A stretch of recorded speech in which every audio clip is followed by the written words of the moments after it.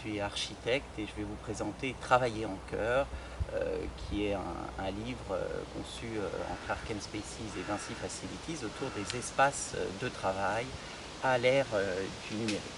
Alors le travail, il se transforme à la fois dans ses pratiques, dans ses usages, dans ses attentes. On voit aujourd'hui l'émergence de nouveaux modèles. Et puis il s'inscrit aussi dans un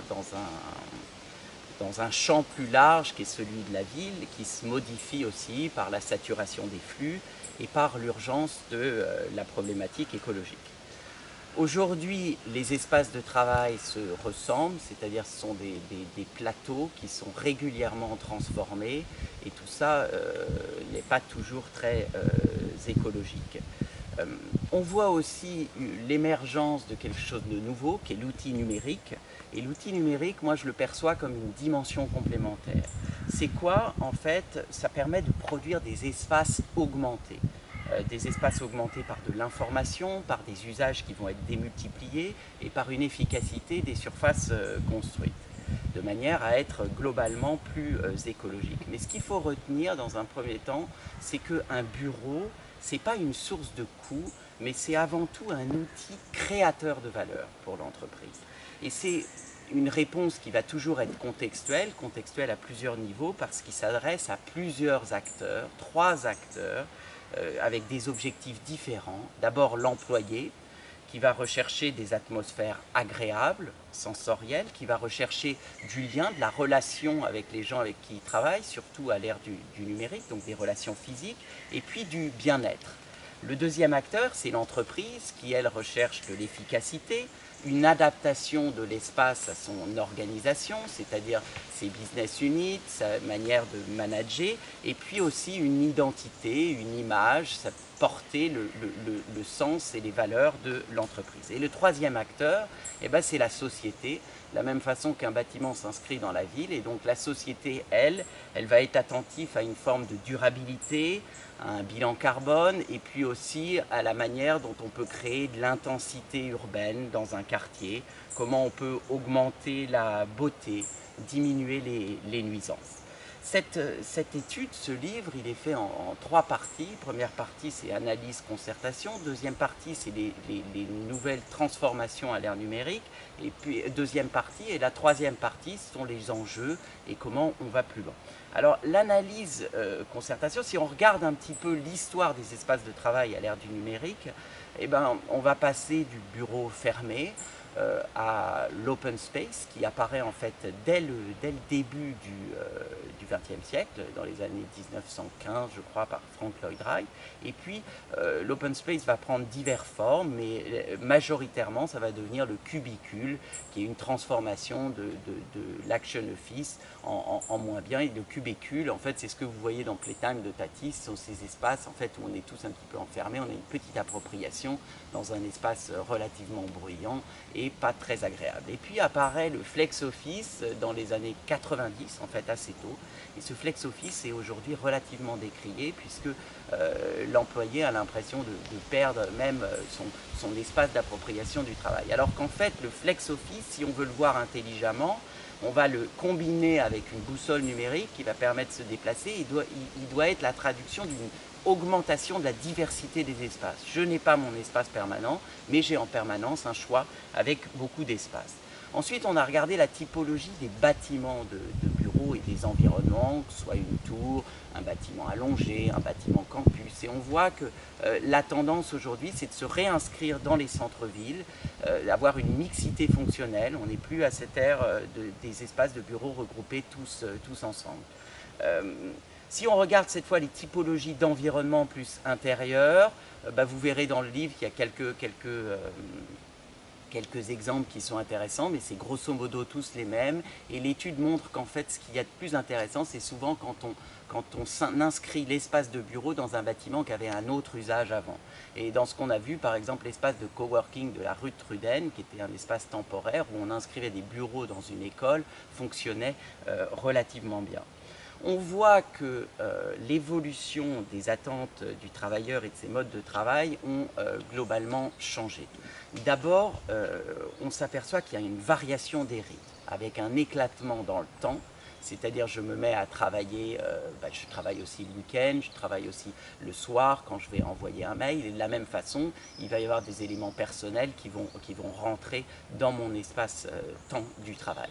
Et cet éclatement du temps est combiné aujourd'hui avec un éclatement de l'espace, puisque nos espaces vont se démultiplier sur le territoire. Et ça repose la question de comment faire corps, comment faire sens et comment faire lien dans cet éclatement. L'autre changement de paradigme, c'est que dans le passé, on avait un certain nombre de tâches à réaliser dans un espace qui était clos, et aujourd'hui, on attend beaucoup plus de nous des résultats qualitatifs, et on va mettre à notre disposition un tas d'outils. Si on regarde les nouvelles définitions à l'ère du numérique, donc qu'est-ce que ça va changer? C'est l'apparition de la boussole numérique qui va nous permettre de se déplacer dans l'espace-temps, donc de réserver, de choisir des espaces en fonction de nombreux paramètres. L'espace, ce n'est plus des mètres carrés, mais ce sont des espaces-services, c'est-à-dire qu'on a une efficacité du construit puisqu'on va avoir une multiplicité des usages. Si on regarde d'abord les tâches, on a des variations des modes de travail, c'est-à-dire qu'on a besoin de travailler parfois seul mais en silence, parfois seul mais au contraire dans un espace de bruit, et puis parfois plus en groupe, des petits groupes, des groupes moyens, des grands groupes. On va avoir aussi l'apparition de cette notion de bien-être dans le travail. Et le bien-être, c'est pouvoir être éventuellement proche de la nature, mais ça peut aussi passer parfois par du désagréable pour être mieux, si on prend l'exemple du sport. Mais globalement, ce bien-être, il sert à nous libérer l'esprit. Et puis, il y a la notion de liberté d'obligation. Quand je travaille, par exemple, si je suis architecte, j'ai rendez-vous sur un chantier à un moment précis. Ça, c'est une vraie obligation, c'est-à-dire je n'ai pas la possibilité du choix. Mais à côté vont se passer des tas de moments où, au contraire, mon travail, je vais avoir beaucoup de choix. Et il va falloir justement qu'on multiplie cette possibilité du choix. L'autre point, ce sont les travailleurs. Si on regarde les travailleurs, nous, on a défini des profils individuels autour de 3 paramètres. Le premier paramètre, c'est la personnalité, qui je suis, quels sont mes goûts, qu'est-ce que j'aime. Le deuxième paramètre, c'est l'humeur qui au contraire va être quelque chose de plus variable. Si j'ai eu un enterrement récent, peut-être je ne suis pas bien.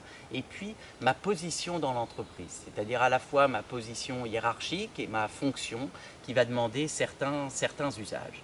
Ça va nous permettre un petit peu de mieux connaître les employés pour leur proposer des espaces qui vont mieux répondre à leurs attentes et à leurs besoins. Ensuite, il y a les services. Alors les services qui vont être liés au travail, comme par exemple la réservation d'un billet de train, la réservation d'un espace, et puis les services qui sont liés à des données plus personnelles. Et là, ça va peut-être être, je ne sais pas moi, commander un panier bio, j'ai plus ma babysitter pour ce soir, m'en trouver une nouvelle. Et ça, c'est toujours cette idée de décharger l'esprit pour être plus à même et plus performant un petit peu dans ce qu'on a à faire. On voit que ces services, pour fonctionner, vont mettre en place le numérique et un nouvel acteur, qui est l'acteur phare de ce livre, qui est le chef d'orchestre. Ce chef d'orchestre, c'est donc l'humain autour du numérique, très important. C'est lui qui va animer, qui va faire fonctionner un petit peu tout ce système. Si on regarde un petit peu le facility manager, parce que ce chef d'orchestre, c'est un hospitality manager, qui peut donc être la transformation du facility manager. Le facility manager, avant, on avait des immeubles, et parfois on avait de la technique qui tombait en panne, et donc l'immeuble ne pouvait plus fonctionner. Et donc on a créé un peu le facility manager qui en fait s'occupe en temps réel du bon fonctionnement technique du bâtiment. Là, c'est exactement la même chose, sauf que ça va être au niveau des employés. Et on s'aperçoit qu'en fait, le fait de pouvoir être attentif au jour le jour au bien-être des employés, c'est aussi une façon d'éviter qu'ils tombent en panne. Après les services, vous avez les lieux. Alors, les lieux, c'est vraiment un passage de la notion d'espace à la notion d'espace-temps, c'est-à-dire de l'espace qui peut changer d'usage dans le temps. Pour ça, on a défini trois temps. le temps très court qui fait qu'il y a peut-être besoin d'une personne à un moment qui va travailler en plus dans l'espace. C'est comment je transforme l'espace pour que tout de suite elle puisse venir avec les autres. Ça, c'est un temps très court.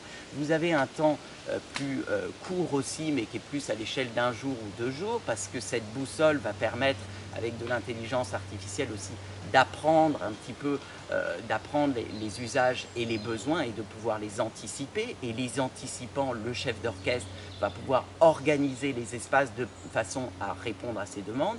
Et puis vous avez le temps, lui, qui est beaucoup plus long, qui est peut-être à l'échelle de 6 mois, 1 an, et qui va permettre aux entreprises d'adapter la taille de leurs espaces en fonction de leurs besoins. Le deuxième point, c'est la nature et la propriété des espaces, notamment la propriété sensorielle des espaces, qui est très importante, la question de comment le son rebondit, comment la vue, enfin vraiment c'est l'ensemble des sens, et c'est aussi les règles qu'il peut y avoir dans l'espace. Un exemple tout simple, quand on va travailler dans une bibliothèque, avoir juste cette règle du silence et être dans cette atmosphère va changer notre relation au travail. Une fois qu'on juxtapose ces espaces les uns à côté des autres, se créent des limites, des gradients en fait entre les espaces, et ces gradients sont très intéressants en architecture parce qu'on va pouvoir les travailler, les élargir, et c'est là que vont se produire des rencontres, de l'improbable, et donc c'est une clé dans la conception. Mais on voit bien que globalement l'espace de travail devient un espace élastique et changeable. Autre point, les interactions. Interaction d'abord entre travailleurs donc au sein d'un même espace, le fait de pouvoir être mis en relation grâce à une intelligence artificielle et à ce chef d'orchestre, peut-être avec quelqu'un de la même entreprise mais qui fait quelque chose de complètement différent, ou quelqu'un qui fait exactement la même chose mais qui est dans une entreprise, ou peut-être un futur client. Tout ça c'est relativement intéressant. Le deuxième point, c'est la relation donc entre le travailleur et l'espace. Et là, typiquement, c'est peut-être la réservation d'un moment. Un moment, c'est un espace plus un service qui va être lié. Je réserve une salle de réunion avec peut-être un petit déjeuner, un vidéoprojecteur, etc., etc. Et puis, vous avez ensuite la relation espace-espace qui nous permet de connecter des espaces les uns avec les autres. Alors, finalement, quelle organisation ? Quelle organisation? D'abord à l'échelle du territoire. Alors à l'échelle du territoire, si on imagine une grande entreprise, elle va peut-être avoir un siège social qui va être plus petit que ce qui est aujourd'hui, mais beaucoup plus à son image. Parce que ça va être à la fois son image pour ses employés, pour ses futurs employés, pour faire venir de nouveaux talents, mais aussi pour ses clients. Et donc ça va être vraiment porteur de sa valeur. Et à côté de ça, vont s'installer des bâtiments qui vont être plus génériques, sans être forcément les mêmes les uns des autres, et qui vont regrouper plusieurs entreprises, où on va avoir des tailles variables, et qui vont se déployer sur le territoire. Et finalement, l'employé va se déplacer au sein de tous ces espaces, où viennent aussi s'ajouter des espaces de coworking. Vous créez vraiment un réseau à grande échelle. Si on regarde à l'échelle du bâtiment, ça va être la transformation des usages dans le temps, on l'a dit, et ça va être finalement l'apparition du smart building. Le smart building, c'est une infrastructure, R2S, c'est-à-dire Ready to Service, mais pas uniquement. C'est aussi une architecture qui est pensée pour optimiser ce nouveau usage.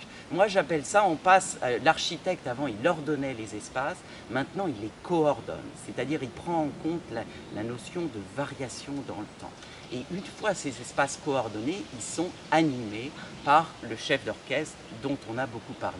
Mais on voit bien qu'il y a un véritable enjeu dans la gestion des accès, dans la gestion des porosités et dans la bonne mise en place des services.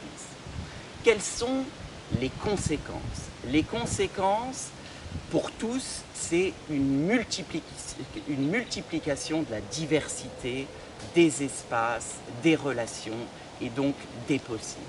Le deuxième point pour tous aussi, ça va être la simplification de la relation entre l'employé et l'employeur. Parce que quelque part, il ne va plus avoir à s'occuper de toute cette partie, entre guillemets, liée aux espaces. Quelles conséquences pour l'usager? L'usager, il va avoir des lieux plus adaptés, il va gagner en temps de déplacement, parce qu'il va pouvoir travailler dans des lieux qui vont être différents, et puis il va avoir une forme de relation augmentée. Quel avantage pour l'entreprise? D'abord, plus de résilience, parce qu'elle va avoir des espaces qui vont pouvoir davantage s'adapter dans des temps relativement courts, enfin 6 mois, 1 an, par rapport à ses besoins. Donc elle gagne en résilience, et puis aussi elle va avoir un plus grand champ d'action puisqu'elle va pouvoir se déployer sur davantage de territoires. Les enjeux et les possibles. Les enjeux. Le premier enjeu clé, c'est organiser l'orchestration. L'orchestration, donc, de la même façon qu'il y a l'orchestration de la maintenance, des usages, des espaces et des services. C'est-à-dire, il va falloir réussir le mouvement, un mouvement qui va être coordonné par de l'intelligence artificielle et par de l'intelligence humaine. Et si vous voulez, au sein, tout se met à bouger. Vous avez vraiment un mouvement beaucoup plus grand. Et quand tout bouge, il faut aussi revenir à certains fondamentaux comme l'habiter, comme peut-être le rituel, même comme cette notion de routine qu'on va perdre beaucoup, mais qu'il va falloir réintroduire de façon différente. Et là, on en vient au deuxième enjeu vraiment clé, qui va être la personnalisation. Personnalisation à la fois pour les entreprises qui sont différentes les unes des autres, à la fois pour les employés, et puis la notion d'appropriation de ces espaces. Il va falloir réapprendre à habiter. Ce ne sont pas comme des hôtels, c'est-à-dire on a vraiment l'importance de se sentir chez soi quelque part dans l'entreprise. Le troisième point, on en a pas mal parlé, c'est produire de la diversité, donc vraiment des espaces qui vont être divers de façon à être plus résilients et à répondre davantage aux demandes de la différence des personnes et de la différence quelque part aussi des humeurs. Le quatrième point, c'est l'écologie. L'écologie qui s'exprime à la fois par une flexibilité spatiale, mais par une attention portée au mobilier. Et le mobilier doit pouvoir se retransformer, être réutilisé. Et puis le cinquième point, c'est respecter la culture de l'entreprise, être attentive à cette notion de faire cohésion. Voilà les enjeux, les ouvertures. Les ouvertures, ça va être, vous le découvrirez aussi dans le livre, imaginer de nouvelles typologies d'espaces, peut-être des espaces qui vont pouvoir se modifier en fonction des saisons, en fonction du climat, pouvoir accepter l'apparition de nouveaux outils digitaux, de nouvelles applications, de nouveaux services, c'est-à-dire créer quelque chose d'ouvert, quelque chose qui va pouvoir changer, produire de la mixité des lieux. La mixité, on l'a vu à l'échelle du quartier, mais aussi à l'échelle de l'îlot, voire à l'échelle de l'immeuble. La question de la porosité, avec pourquoi pas des espaces qui deviennent ouverts 24 heures sur 24, des espaces qui s'ouvrent à la ville, c'est-à-dire quand ils ne sont pas utilisés, une salle de sport dans un espace de travail peut s'ouvrir sur un quartier.